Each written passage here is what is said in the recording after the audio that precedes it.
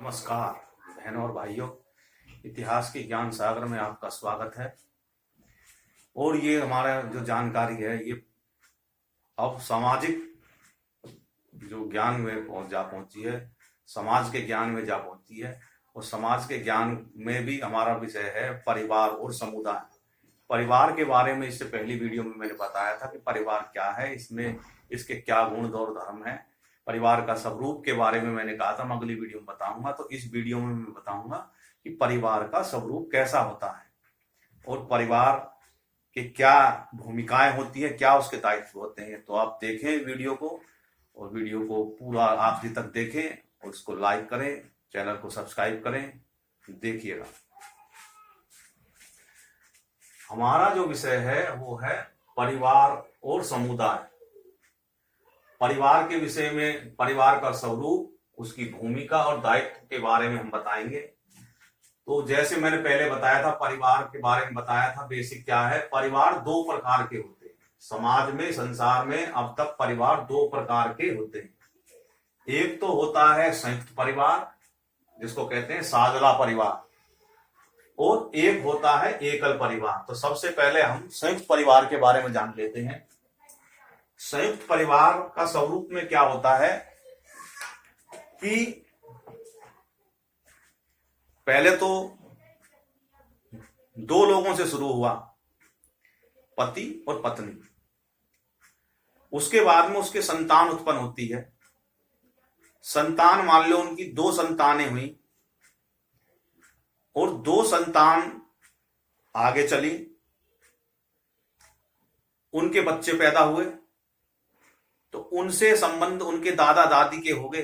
जो पहले जिन्होंने परिवार शुरू करा, उनके बच्चों से संबंध दादा दादी के हो गए। और उन दो भाइयों को, यानी कि एक कोई लोग था, उसके दो बच्चे हुए, पुत्र। अब इन दोनों में आपसी का संबंध भाई का हुआ। फिर इनके भी आगे पति पत्नी हुई आई और उनके भी पुत्र हुए। इस प्रकार से परिवार में एक नया नाता निकल के आया, चाचा और ताऊ का। चाचा ताऊ का नाता निकल के आया। जो दोनों भाइयों के जो बच्चे आगे जो पैदा हुए, वो एक दूसरे के जो उनके जो पिता जो थे, उनके जो भाई थे, उनसे चाचा और ताऊ बोलने लगे।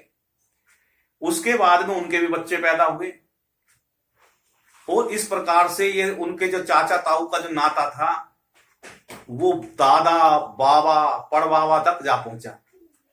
और इस प्रकार से संतानें उत्पन्न होती चलेगी। ये ऐसी सीरीज दर सीरीज जो संतान पैदा होती हैं, परिवार का जो निर्माण होता है उसको कहते हैं संयुक्त परिवार। ये बहुत बड़ा कुटुंब बन जाता है बाद में, क्योंकि कई पीढ़ियां जो हैं वो एक साथ एक ही छत के नीचे रहती हैं।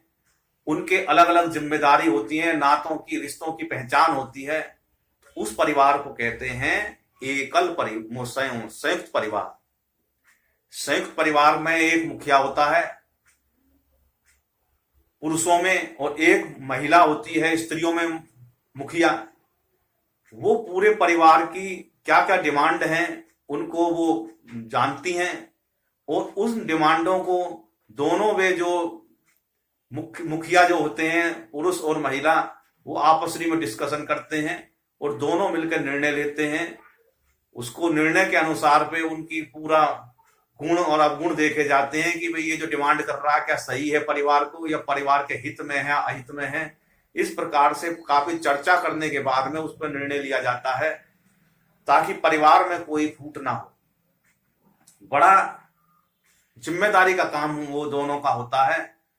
बाहर से कैसे पैसे लेके आने हैं, कैसे उसको रखना है, कैसे घर का खर्च चलाना है और बचत भी करनी है। सबको काम बांट के बताया जाता है कि तुझे ये करना, तेरी जिम्मेदारी है। एक तरह से मंत्रालय चलता है, जैसे एक किसी राज्य की सरकार चलती है, उसमें कोई मंत्री, कोई रक्षा मंत्री, कोई वित्त मंत्री, कोई बाहर ऐसे पद बांट दिए जाते हैं, भाई तेरा यो काम, तेरा यो काम। और उनकी फिर रिपोर्ट शाम के समय बैठ के उनकी जो मुखिया होता है वो रिपोर्ट लेता है और उनके डांट डपट करता है, शाबाशी देता है। तो इस प्रकार से संयुक्त परिवार एक तरह से गाइडेड परिवार होता है और बड़ा ही भारत की मुख्य रीढ़ होती थी। अब दूसरी तरफ है, निकल के आया एकल परिवार। एकल परिवार में क्या होता है कि एक पति और पत्नी और उसके बच्चे, बस इन्हीं से ही उनका परिवार हो जाता है। वो और जो उन लोगों की जिम्मेवारी उठाना नहीं चाहते और सेल्फिश में इतने डूब जाते हैं, वो किसी को फूटी आंख भी नहीं देख पाते। उनको कहते हैं एकल परिवार। मतलब झगड़ालू किस्म के जब आपस में हो जाते हैं तो कहते हैं भैया तू न्यारा हो जा और तेरी ना बनेगी।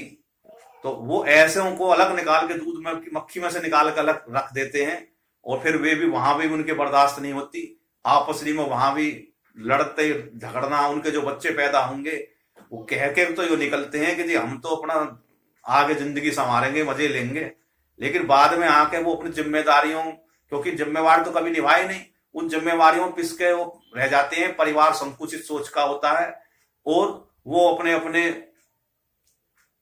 जिंदगी में मस्त रहते हैं। कोई दूसरा आदमी उनके घर में आ भी जाए, कोई दादा बाबा आ जाता है तो उसको ये कहते हैं कितनी जल्दी जाए यहाँ से, ये तो आफत कहाँ से गले में आ गई।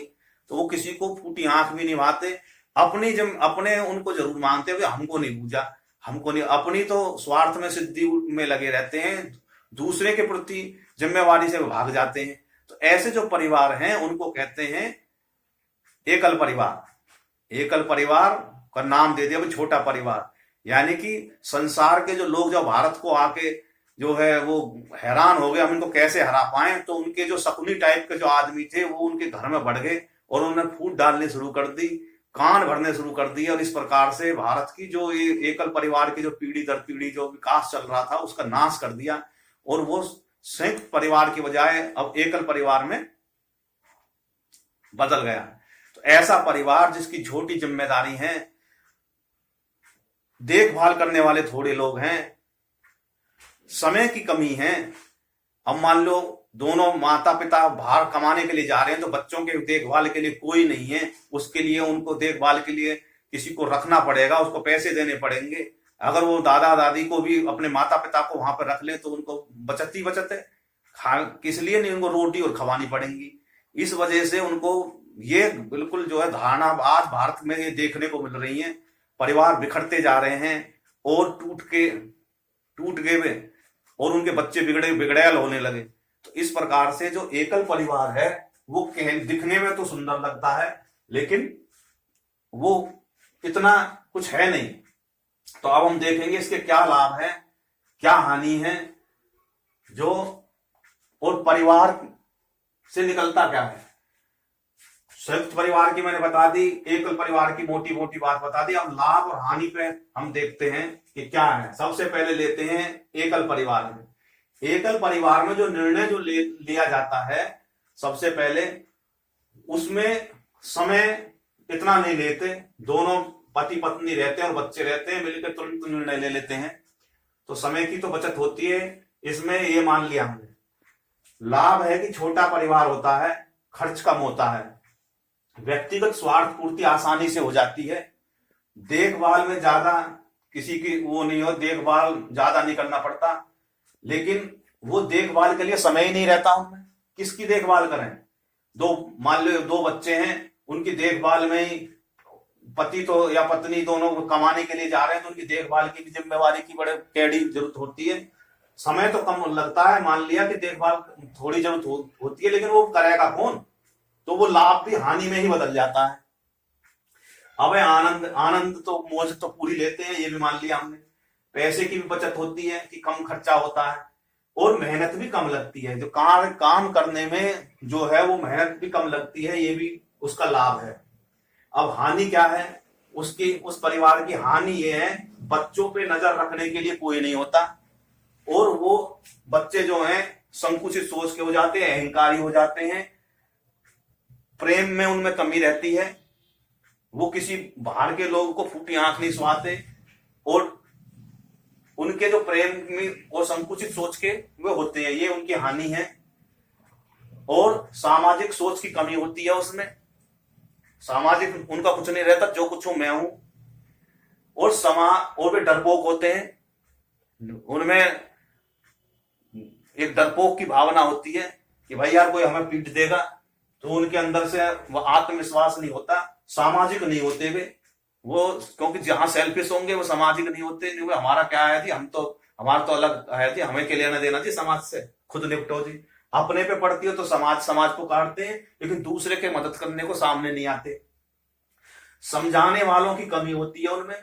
अगर उनके घर में मैटर हो जाए तो समझाने वाला कोई नहीं रहता, जो तुम कर रहे हो या ठीक नहीं, तो अदालत के चक्कर काटते रहो, समझाने वाला कोई नहीं रहता उनको। तो ये तो उनकी हानि है। और अब मैं संयुक्त परिवार के बारे में बताता हूं। संयुक्त परिवार सशक्त होता है, शक्तिशाली होता है, समृद्धशाली होता है। हर जो है संकट से लड़ने के लिए वो मजबूत होते हैं, ये उनके लाभ है।